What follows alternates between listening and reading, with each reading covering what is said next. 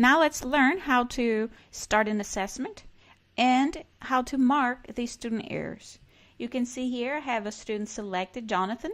If I want to do the assessment with a different student, I tap on that specific student.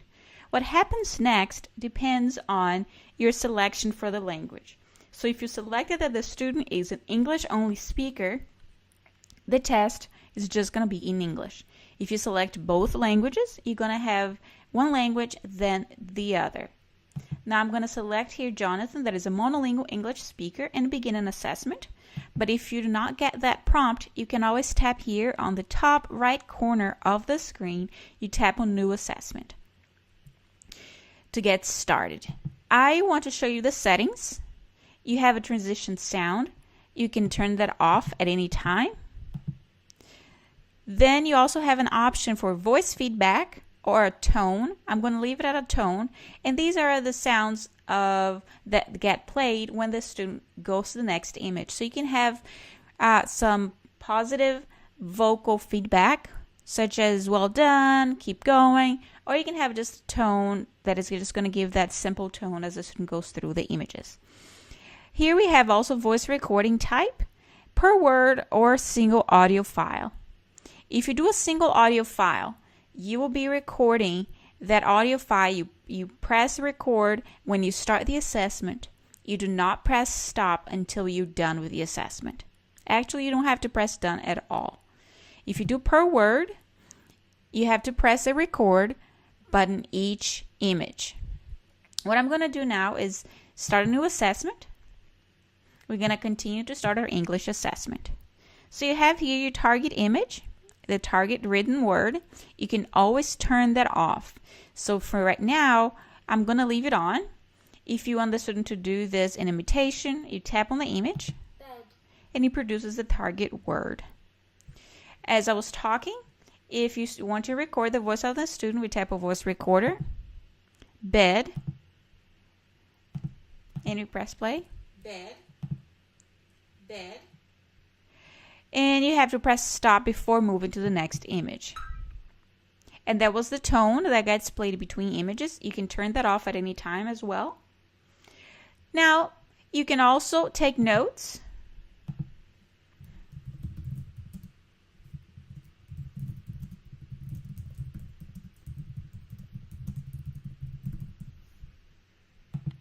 And save those notes.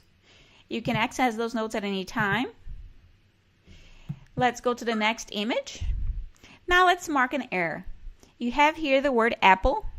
Let's say the student said L.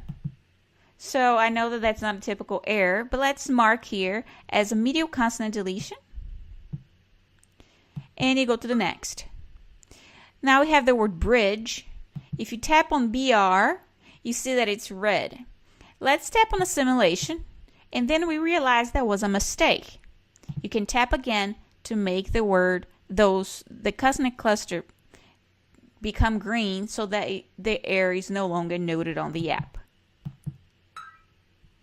So let's say that the student said tubble, and we tap on the B, and that was, let's say, a substitution.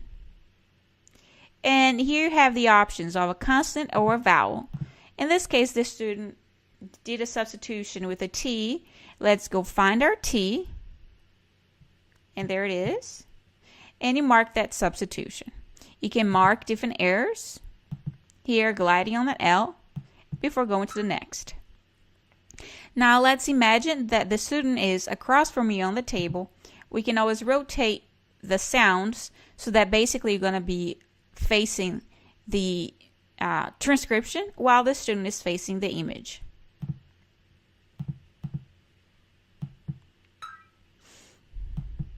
I'm just going to go through the images here. Let me rotate this back. Coffee. I'm going to mark a few errors here.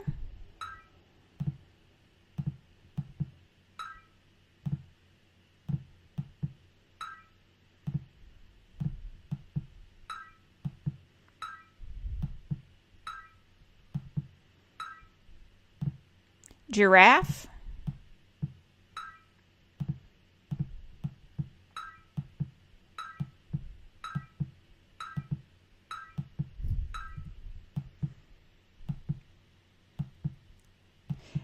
And as you can see, these are all clear images.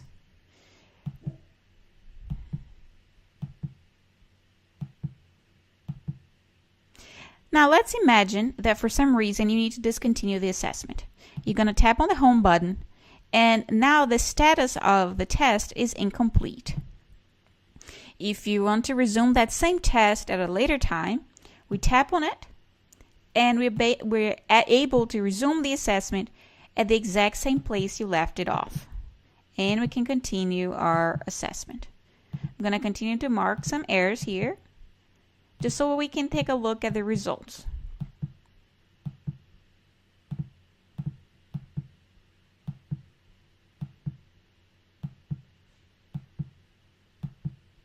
And we're almost reaching the final section of the assessment, which is multisyllabic word probe. And for this section, you're just assessing the ability to produce multisyllabic words. So if your student is not able to produce the word computer correctly, we just tap on that word, and the whole word becomes read. So we're not looking for a specific phoneme error, but we're looking for a production of multisyllabic words. This is our last image. We're going to tap on results to see the results. And before we go, we can slide to the overall intelligibility rate. In this case, let's say 90% intelligible, and we tap done to take a look at the results. For you to see the results and how to get more information on the results, please visit our website at www.smartyuseapps, and you can see a different video tutorial for accessing and understanding how the results are analyzed on this application.